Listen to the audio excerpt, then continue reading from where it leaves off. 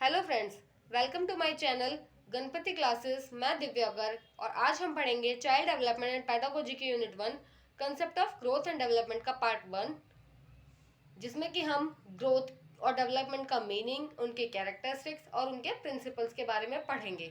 तो आइए शुरू करते हैं। Meaning of growth and development. Growth किसी भी इंडिविजुअल ऑर्गेनिज्म की वो चेंज होता है जो कि उसके स्ट्रक्चर में आता है, और ये हमेशा इरिवर्सिबल इंक्रीज होता है। इरिवर्सिबल इंक्रीज इन साइज, क्योंकि अगर वेट की हम बात करें तो ऑर्गेनिज्म का साइज वेट बढ़ भी सकता है और घट भी सकता है, लेकिन जो साइज में इंक्रीज होगा ये इरिवर्सिबल होगा, ये ग्रोथ में आता है। ये हमेशा क्वांटिटेटिव होता है नेचर में, मतलब आप इसको मेजर कर सकते हो, और ये स्ट्रक्चरल और फिजियोलॉजिकल चेंजेस होते हैं जो बाहरी तौर पर देखे जा सकते हैं।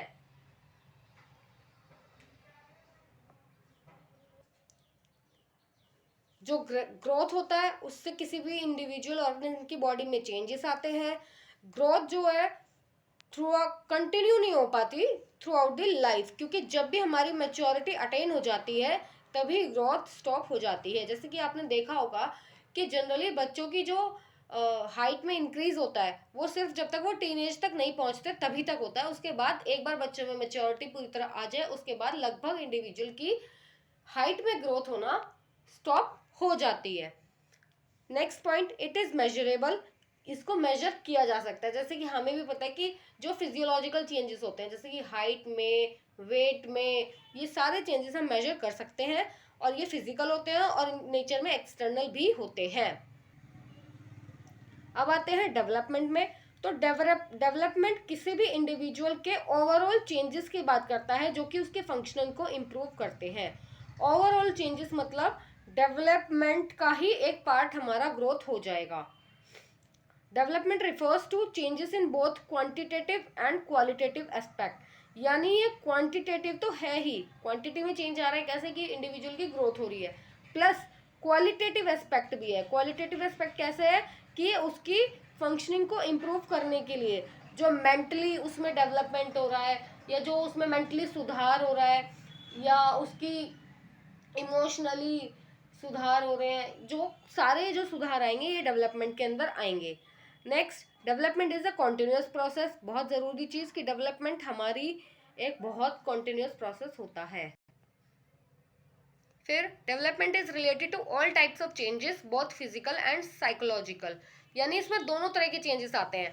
ग्रोथ में सिर्फ फिजिकल आ रहे थे, इसमें फिजिकल भी आते हैं और साइकोलॉजिकल भी आते हैं। Development is possible without growth. Development is possible without growth point important है, क्योंकि हमने देखा है बहुत से ऐसे लोग होते हैं जो हाइट में छोटे होते हैं, लेकिन अगर वो हाइट में छोटे हैं तो हम ये नहीं कह सकते कि इसका डेवलपमेंट नहीं हुआ। अगर वो इंसान हाइट में छोटा है तो जरूरी नहीं है कि इसका डेवलपमेंट नहीं हुआ। इसका मतलब सिर्फ ये है कि उसकी ग्रोथ पूरी तरह नहीं हो पाई। अगर वो मेंटली स्टेबल है, अपने सारे काम अच्छे से कर पा रहा है, तो हम ये इसका मतलब उसका डेवलपमेंट तो अच्छे से हुआ है, पर उसकी ग्रोथ अच्छे से नहीं हुई। Next, development is internal and it can be physical, social, emotional और इंटेलेक्चुअल।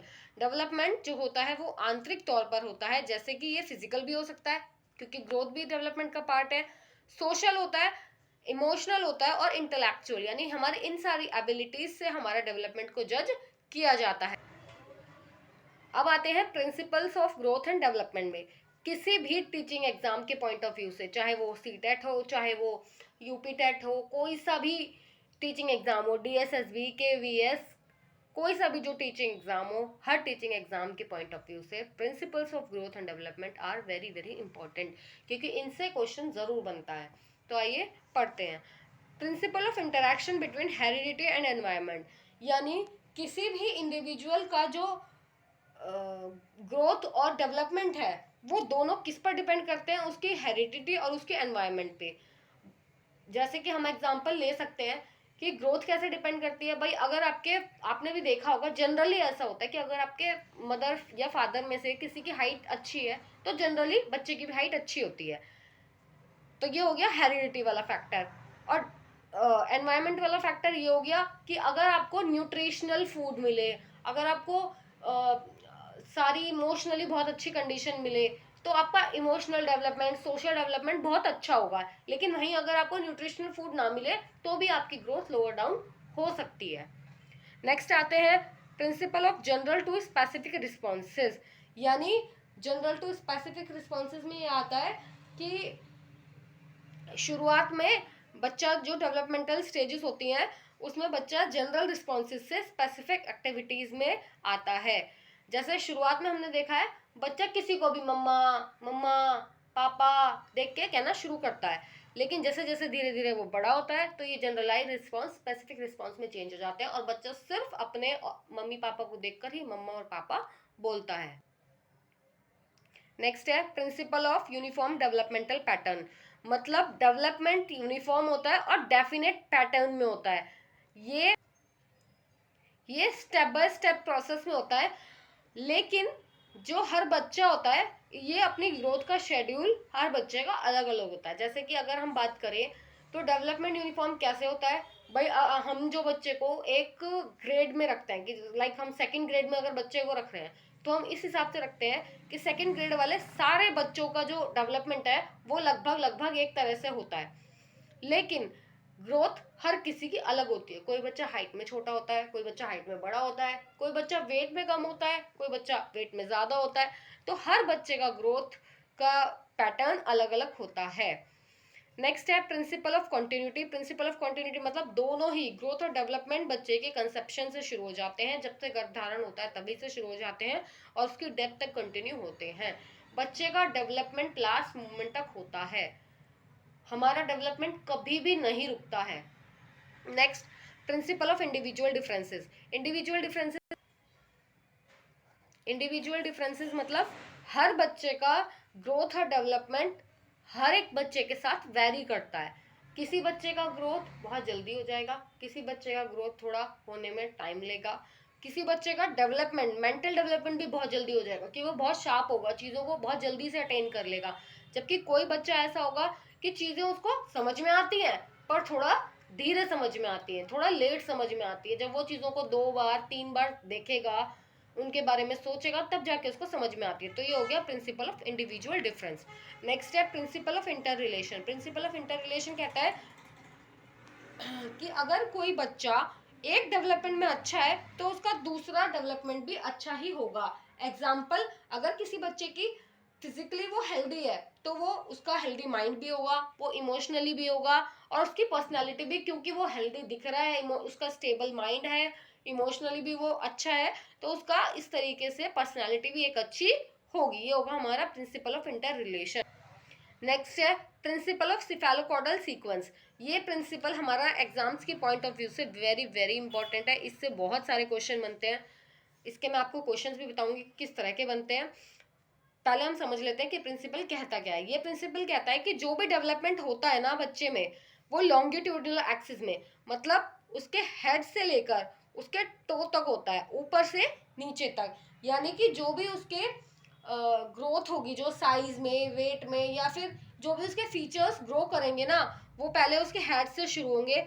आपने देखा होगा जब बच्चा जो न्यू बॉर्न बेबी होता है उसका बाकी शरीर तो थोड़ा कमजोर होता है पर उसका सिर थोड़ा बड़ा होता है, और धीरे धीरे जैसे वो बड़ा होता जाता है पहले उसका सिर भारी होना शुरू होता है, फिर उसके और जो हिस्से हैं वो डेवलप करते हैं। तो ये प्रिंसिपल भी यही कह रहा है कि बच्चे का जो डेवलपमेंट होता है वो लॉन्गिट्यूडनल एक्सिस में होता है, हेड से टो की तरफ होता है। और हमारा लास्ट प्रिंसिपल है principle of proximo distal sequence. Proximo distal sequence क्या कहता है कि जो बच्चे का डेवलपमेंट होता है ना, वो बच्चे के body centre of the body से आउटवर्ड की तरफ मूव करता है, मतलब यहाँ से बाहर की तरफ। ये कैसे, क्या कहना चाह रहा है, वो ये कह रहा है कि with this principle the trunk of the body grows before the extremities of the arms and legs. आपने भी देखा होगा जो बच्चे का पेट है, पहले बच्चे के पेट का साइज बड़ा होना शुरू करता है, उसके बाद वो पहले सिर्फ अपने हाथ पैर उठाना शुरू करता है, उसके बाद ही वो अपनी उंगलियों का यूज कर पाता है। तो वो according to proximodistal sequence होता है। सो थैंक यू गाइज, ये थे हमारे meaning of growth and development and characteristics and principles of growth and development. कल की वीडियो में यानी पार्ट 2 में हम पढ़ेंगे stages of development and difference between growth and development. अगर आपको मेरी वीडियो पसंद आई हो तो प्लीज़ इसे लाइक ज़रूर कीजिएगा, शेयर कीजिएगा और सब्सक्राइब ज़रूर कीजिएगा मेरी वीडियो को। और अगर आप कोई स्पेशल टॉपिक पढ़ना चाहते हैं या आपको कोई क्वेरी है इस टॉपिक के रिगार्डिंग, तो आप मुझे कमेंट में बता सकते हैं और मुझसे पूछ सकते हैं। Thanks for watching. Please like, subscribe and share my video. Thank you.